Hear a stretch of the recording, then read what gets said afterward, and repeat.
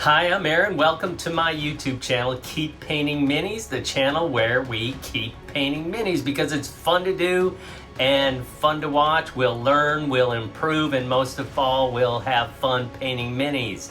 Today, we're going to paint the entire box of Gaunt's Ghosts from Warhammer 40,000. So join me back here in just a second and we'll get started.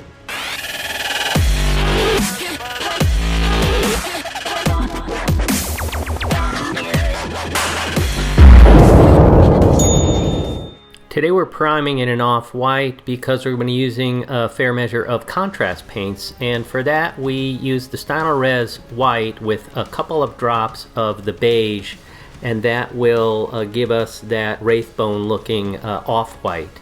We're going to begin now with the cloaks with the contrast Militarum green, and you saw my little tray there, which is for $10 on Amazon, but boy is it worth it after you've otherwise spilled a number of pots of either Citadel Shade or Citadel Contrast. So you can see that we're beginning to base coat the cloaks with the Militarum green, and you see that I put a lot of the contrast paint fluid on my brush, and then I use long consistent strokes, letting the contrast paint wick off the brush, and then you dry your brush and on a paper towel and get rid of the paint and go back into the pooled areas and wick back onto your brush any of the contrast paint that is pooled where you don't want it to. Now we're going in over the contrast base coat with our dark, our mid-tone, and our highlight. We're keeping those each wet on the palette, and we're just looking around and smoothing out the tide marks, looking for the highlights, and just keep your paints all somewhat watered down on your wet palette and move around the cloak. And you'll see contrast paints can be a little bit blotchy, and that's why I like to pick my shadow, my mid-tone, and my highlight in a nice sort of semi-watered down glaze, and it's almost wet blending. I'm just finding my appropriate spots on a sort of a wavy organic surface like the cloak, covering and bringing together the highlights and dark spots that you otherwise start with the contrast paints. You can see now I'm finding some highlights, and it's sort of a wet blending. I've got all my paints somewhat wet on the palette, and I'm just moving back and forth as I see fit to get my gradients there. Now we're going to start in on the camo pattern for these cloaks. So I've got three colors going. My middle color, the Citadel Auric Flesh, and then we'll also dab in some vibrant saturated color, the Citadel Moot Green, and then also the color that sort of really stands out and needs to be used more sparingly is a Pro Acryl Dark Umber. And so you see I'm just applying random dots. Don't overdo it, try not to make them too symmetric looking, and get them all over the cloak and the hood.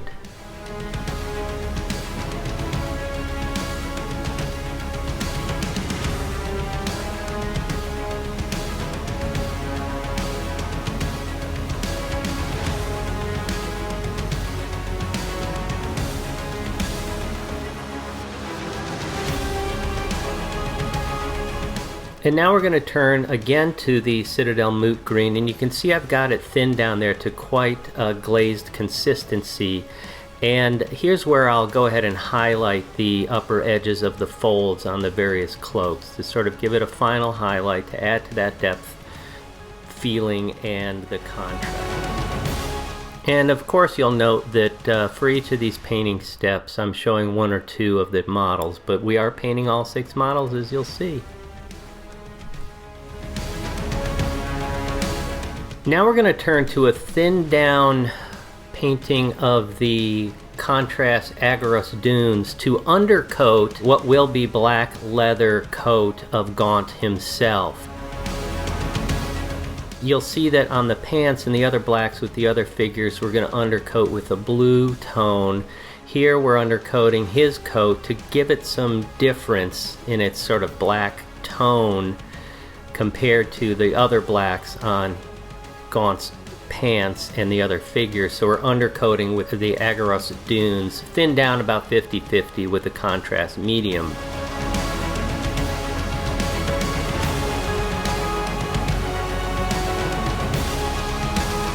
And now we'll go in with a similar undercoat, but with the sort of bluish green, and again thinned down with 50-50 with the contrast medium with the bluish green Grip Charger gray to undercoat the other areas that will also ultimately be black, but they'll have this greenish blue hue to support the black in contrast to the warmer Agaros Dune that we undercoated Gaunt's coat with.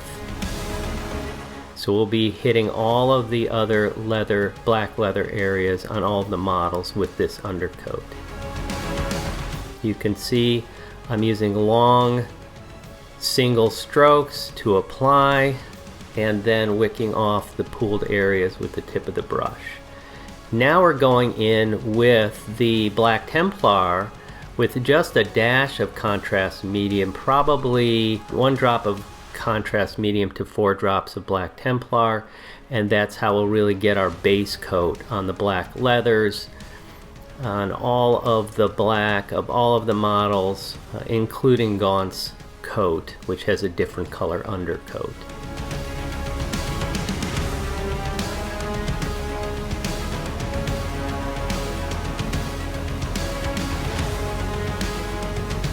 Now, after applying the Black Templar as the base coat for the leathers, I found it still a little blotchy and too varied, and so I went in with Nuln Oil right out of the pot because it's very thin, doesn't really need to be thinned down for this case. And I covered the black leather with a quick coat of very thin coat, relatively speaking, on how we usually use shades. Just a thin coat, almost as a glaze, to cover over that black and sort of bring it all together and give it some consistency. Now we're going in for the flesh, and my favorite for the base coat of flesh is this magical concoction Citadel calls Contrast Guilliman Flesh. I think it just does a wonderful job. It almost handles all the highlights and shading for you. Of course, as you'll see, we will go in and improve the flesh, but this is just a terrific way to get started.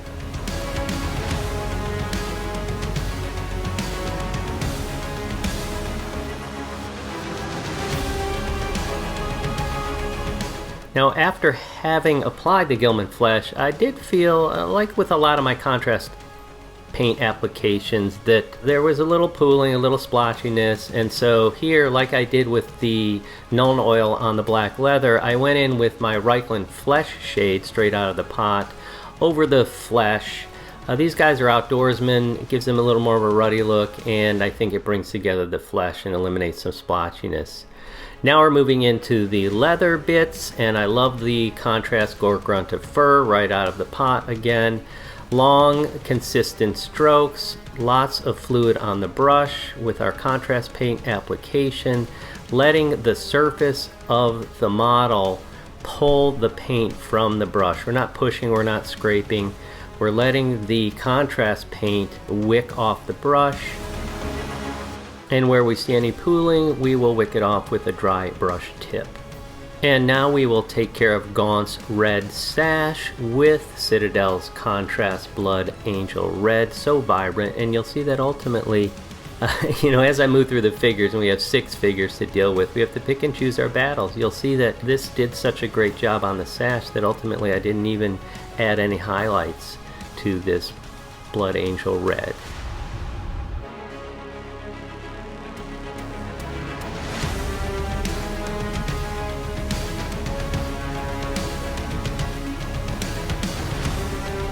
And now we are turning to, again, contrast, Cygor Brown, to take care of all of these really cool trees and branches that are part of these bases that accompany the figures in the box set. Cygor Brown being a darker brown, more dense compared to the Gore Grunt of Fur that we used on the leather. and also therefore providing some hue contrast, right? Some color contrast between the two browns. You'll see that later in the process. We do some terrific dry brushing on those surfaces.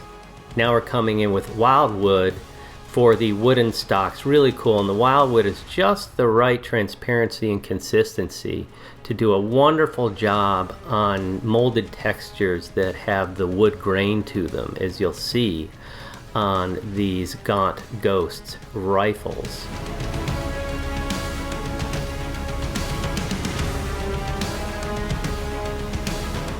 Just a perfect job.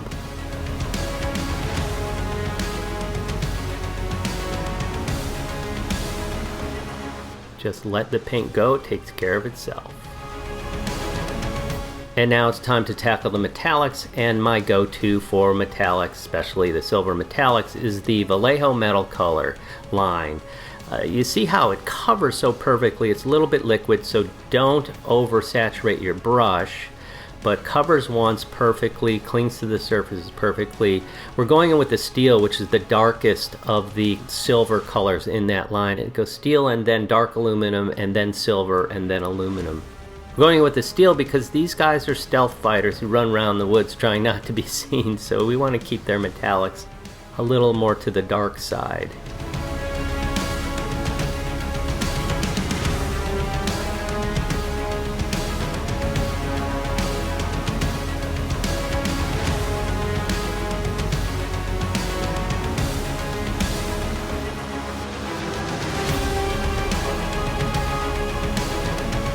And now we're going to get after the black portions of the weapons. With this paint is the Reaper Master Series High Density Pigment paints. I've got the whole collection. Picked it up years ago when I got back to painting, and they do a terrific job. This black covers very well. So we're picking up all of the black portions of the weapon casings. And you can see that I forgot to paint with my silver the Aquila, and I'll be getting back to that, of course, catching that later. And the same with his cloak pin on the upper left there. So we all miss a few spots, especially when we're handling 6 minis at a time. And I'm also taking care of the base coat of the hair on most of the figures with the black. And now I took care of the dagger sheaths with the Pro Acryl Burnt Red. Now I painted that off camera, and then I highlighted, edge highlighted here with the Burnt Orange. And I'll confess that I came in later and used a straight bright orange because I felt there wasn't enough contrast there. And now we're coming in with the Nuln Oil again, straight out of the pot, to cover the black weapon casings and the silver to get our depth from the silver elements. And you'll see that I'm sneaking in there with some Kislev flesh to cover the finger that I missed on Gaunt himself, the trigger finger. That's very important. Finishing with the Nuln Oil on the black and silver portions of the models. Not on the clothing, just on the weapons. Traditional use of Nuln Oil.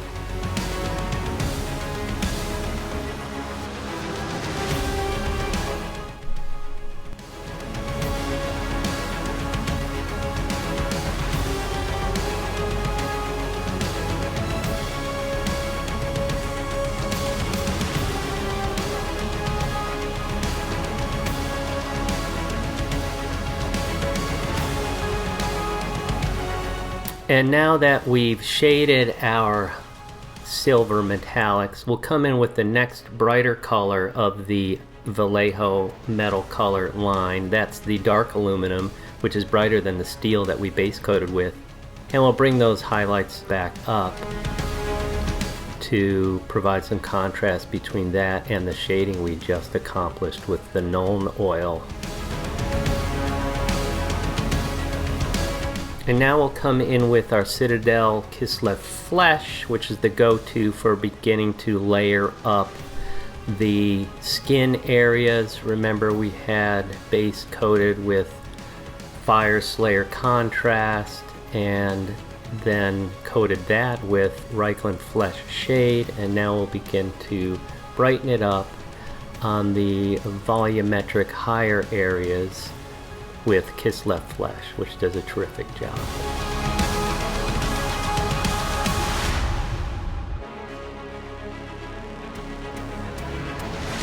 And now we'll go in with a very thin down glaze consistency of the pink horror to add some color to the face, right? So that portion, that rear portion of the head needs some color, and also that crease next to the nose and the nose itself. And this just brings some color variation and some life to the face. I've tried a variety of different colors of the purples and the pinks, the contrast and so forth. Contrast I always have difficulty with because it often leaves a little bit of a pooling mark, but the thin down pink horror I've found works best for me. And you'll see that I'm working the pink horror glaze and the Kislev Flesh together back and forth to get the right blending of that pinkish tone with the flesh tones. And we also have already in place the dark shading from the contrast paint from earlier on. So just working those two colors back and forth until we're happy with the result. And notice I hit the cloak with some flesh, and so I touch it up just there with some of that highlight green. Now we're moving to a dark gray blue from Pro Acryl to begin to highlight the volumetric upper portions, the tops of the folds of the leather pants on the various models. And you'll see that getting that blue highlight, it ultimately becomes somewhat of a several step process here. I go in with this darker blue, then I come in with a lighter blue, and then I cover the lighter blue with thin down darker blue, and then I give it an overall wash. And it sounds more complicated than it really was, but we'll see what the result is as you watch the rest of the process. And as I mentioned, now I'll come in with a lighter blue, the Pro Acryl gray blue, and I'll hit the smaller portions of the tops of those folds with that lighter blue. But you see how stark it is, and it just stands out a little too much and isn't blended well. So you'll see what I continue to do with two more steps of this process of getting just the right, you know, black is difficult, as we all know. What are you going to highlight it with? You could go gray, you could go blue. It's sort of a mix here, grayish blue. But then in addition, I'd rather not just have a pinstripe looking thing. And so now you can see that I go back with my darker blue and I cover those bright blue accents that I had just applied to tone them back down.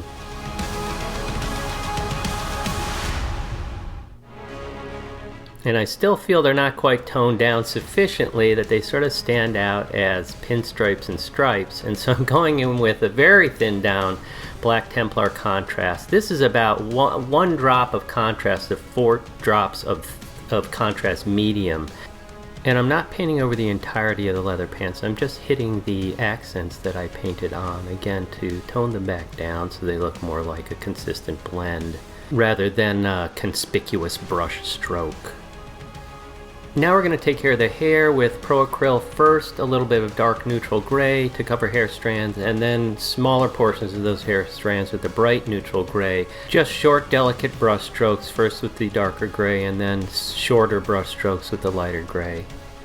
Don't overdo it. Now we're going to take care of the dry brushing highlighting of the trees that make up part of the base. So I just used those 3 Citadel paints, Grag Brown, Deathclaw Brown, Zandri Dust, in succession to bring a variety of brownish and brownish orange tones to those tree branches.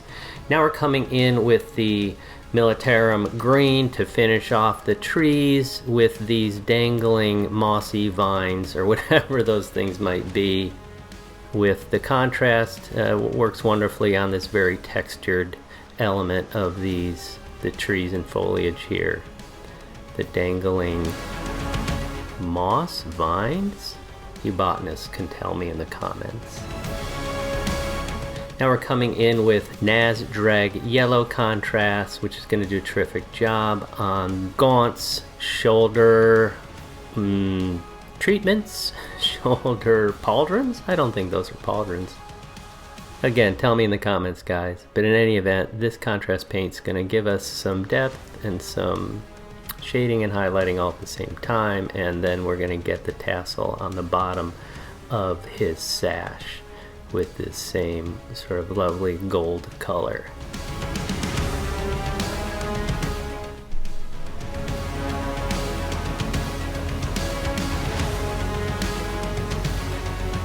Now coming in with my go-to gold base color, Citadel's Retributor armor covers so well, never fails me for the gold elements on Gaunt, specifically the emblem on his chainsword and on his hat.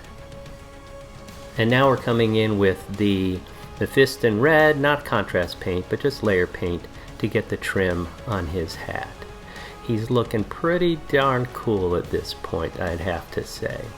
And now we're coming in with a slightly thinned down, sort of off-white, this Procryl Olive Flesh to highlight the tops of the folds of Gaunt's black leather coat. Now you'll note that the black color appears warmer than the black of his pants, and that's because if you recall we undercoated it with sort of a brownish orange, whereas opposed to the pants we undercoated that with a greenish bluish gray.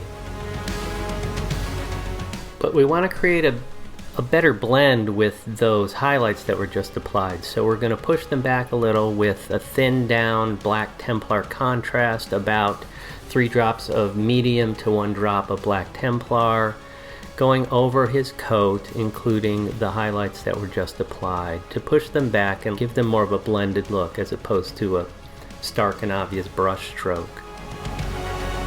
Now we're coming in with the Procryl Yellow Ochre, again thinned down so that it flows off of the very sharp tip of the brush, because we've got to get after the piping on his coat. So just take your time and be careful.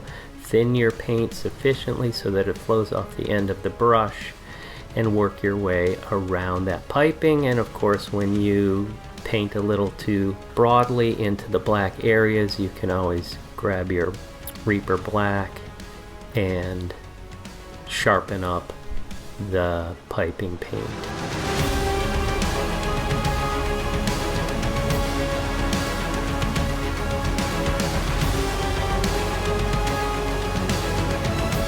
And now we're coming in with some Procryl Straight Ivory, a little bit watered down so that it flows off the brush, just to pick out the teeth of the various models.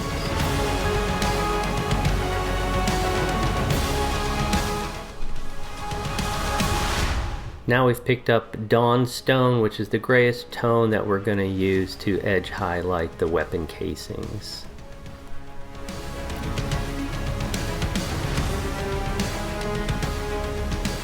And with respect to edge highlighting, when you have the opportunity, try to use the side of the brush when you've got a nice prominent sharp edge, and the sharp tip of the brush when you don't have an edge to work with.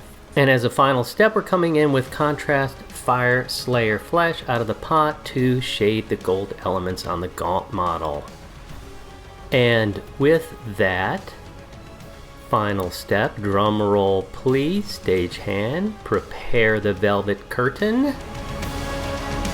1, 2, and reveal.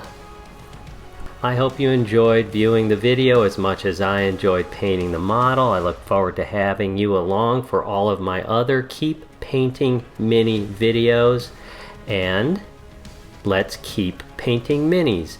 If you enjoyed these videos, please click like, also subscribe. We'll be coming out with videos regularly, and share the video to those who might be interested. Thanks a lot, see you soon.